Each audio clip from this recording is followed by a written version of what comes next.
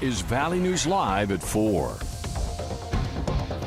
We begin this afternoon with breaking news. The power is out in hundreds of homes in Cass County. Cass County Electric Cooperative says 634 of its members are experiencing an outage. It's affecting customers west of I-29 and north of I-94. Right now, the utility doesn't know why the power is out, but says crews are working to get it back on as quickly as possible. And there's more breaking news. Sentencing is underway right now for a Moorhead man accused of murdering and dismembering a 19-year-old last April. 27-year-old Ethan Broad pleaded guilty last month to second-degree intentional murder in the killing of Destiny Avery. Broad admitted to stabbing Avery in the throat with a knife, hitting her over the head with a pipe, and bringing her body to his garage. He says that's where he dismembered her body and threw it in the trash. We have a reporter inside the courtroom, and we'll have the latest from the hearing later in this newscast or on Valley News Live at 5 and 6.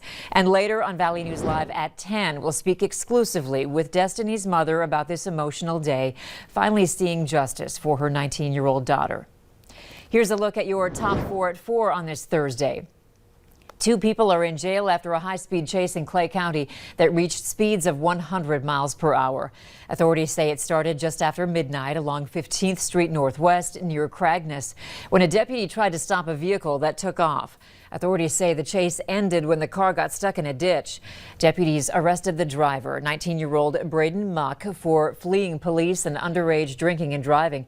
The passenger, 20-year-old Gustavo Garcia Aguiano, was arrested on an outstanding warrant out of Norman County.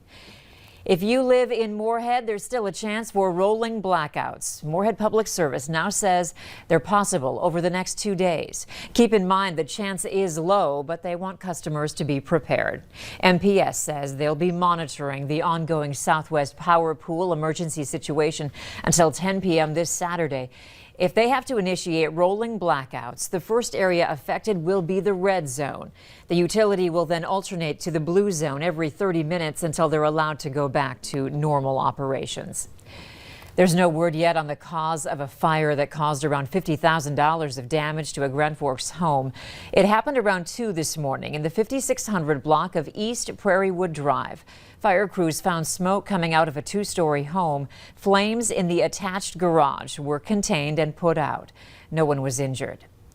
This is a big day for NASA and space enthusiasts around the world. Less than an hour ago, the land rover Perseverance sent back the first pictures after touching down on the surface of Mars. Perseverance is the space agency's 4th rover and bigger and much more sophisticated than any previous rover. A miniature helicopter will fly over the Martian surface, providing a view of the red planet like we've never seen before. It took this rover 7 months to get to Mars.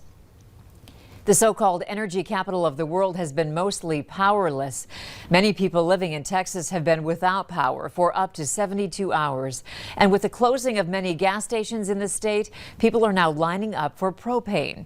You may remember our former Valley News Live, Katie Opperly. She now lives in Waco, Texas. And today she tells us how these conditions are unlike anything she's experienced here in the Red River Valley. For many Central Texans, it began Sunday night going into Monday morning when we saw the bulk of snow and freezing temperatures. This led to 3 primary problems. The first being road conditions. The snow and ice coated the roads without an efficient way to remove it, leading to slick driving conditions and a number of crashes. Number 2 is loss of power. Millions of Texans have been left without power and no way to heat their homes. Number 3 is loss of water. Frozen pipes and water main breaks have led to loss of water for several Texans. The difference between the Red River Valley and Central Texas is being accustomed to these conditions. In the Red River Valley, I saw much more snow, much colder conditions, but there were resources to be able to deal with those circumstances. In Central Texas, these conditions are historic and unprecedented. Reporting in Waco, I'm Katie Opperly. Texas is the only state with its own power grid, which critics say allows it to bypass federal regulations for cold weather safeguards. The governor is calling for an investigation of ERCOT, the nonprofit that operates the grid. It's great to be in the double digits, but this warm-up is bringing some dicey conditions with it. Let's get more from Hutch and find out how this evening looks. Hey, Hutch. Andrea, hello. Good evening, everybody. And if I tear up just a little bit, well, pardon me, because temperatures have made it into the teens. Believe it or not, Grand Forks 17 degrees, 15 here in Fargo, and Gwinner is at 14 degrees. Foston, you have 7. As we look at our current temperatures, we are seeing teens for many areas, including Roseau, Detroit Lakes at 10, Wadena at 10 as well. Visible satellite imagery shows us we've been dealing with some clouds swirling through the region, a little bit less thick and more sunshine up in the treed country of north central Minnesota in Beltrami County, Lake of the Woods County, Roseau County, but the rest of us have been socked in with some cloud cover, and some of those clouds here at times limiting visibility to around a mile or 2 at times. So keep that in mind. Fog could be a problem. This is a real cold snowpack, and these the moisture that evaporates into the air kind of makes that fog and freezing fog. Slippery conditions, Andrea. As you drive around town, you'll notice very quickly you need to allow extra space and time to stop your vehicle. Single-digit readings, and we will dip below 0 tonight. I'll have hour-by-hour details on a continued warming trend here in just a minute. I'll get you a Kleenex in a little bit. Thank you. Yeah. A scam telling people that they won a sweepstakes is making the rounds in Clay County. Authorities say a person claiming to be David Anderson tells people they won $10 million from the Publishers Clearinghouse. In order to claim the money, you have to send in $25,000. If you don't have the money, the caller will ask, how can you send it? The scammer is calling from a number with a 513 area code. If you live in Minnesota and are searching for your COVID vaccine, then you'll want to hear this. The Minnesota Department of Health has launched a new COVID-19 vaccine connector. It's designed to help Minnesotans find out when, where, and how they can get their shot. Valley News Live's Brian Sherrod has more on this new tool. The Minnesota COVID-19 Vaccine Connector is a tool that helps people get the shot no matter where they live or their personal circumstances. Now, people who have not received the shot are encouraged to sign up on their website, regardless of their current vaccine eligibility status. Now, in signing up, Minnesotans will provide basic information like their contact information, demographic data, medical history, and employment. When a person becomes eligible, the connector will notify them and connect them to resources to schedule an appointment. Currently, the state is vaccinating healthcare workers, long-term care residents, pre-K educators, child care workers, and those over 65. Now, the state says demand for the vaccine exceeds supply, and people should remain patient as more vaccines continue to arrive. There will be no cost and no restriction time period for signing up. Brian Sherrod, Valley News Live. Minnesota has administered 1 million shots so far, while the state of North Dakota has administered over 171,000 doses. Wintry weather is delaying the push to get COVID-19 vaccines delivered around the country and into people's arms. Reporter Natalie Brand has more details from the White House. Snow and ice covering Washington, D.C. streets forced President Biden to delay his trip to Michigan to visit a Pfizer manufacturing plant producing COVID-19 vaccines. The storm has already impacted major transportation hubs, delaying the shipments of vaccine doses and closing down vaccination sites in the hardest hit areas. What we're encouraging governors and other partners to do is to extend hours once they're able to reopen. But local leaders say there were supply shortages even before this week's storm. Last week, we vaccinated almost 320,000 people.